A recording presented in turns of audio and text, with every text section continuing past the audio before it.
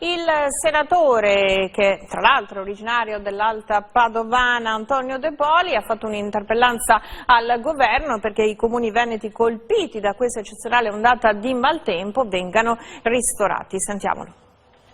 Il governo dichiari lo stato di emergenza nei comuni veneti colpiti da un'eccezionale ondata di maltempo che ha purtroppo causato ingenti danni all'agricoltura, ad aziende e abitazioni.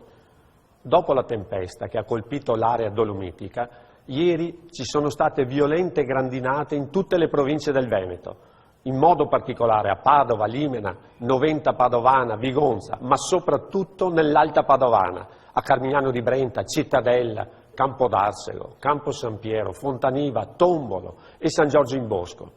In Senato presenterò già nelle prossime ore un'interrogazione parlamentare al Presidente del Consiglio, Giorgia Meloni. Servono sostegni economici urgenti e chiediamo che venga attivato il Fondo Europeo di Solidarietà per risarcire comunità, cittadini e imprese dagli ingenti danni subiti.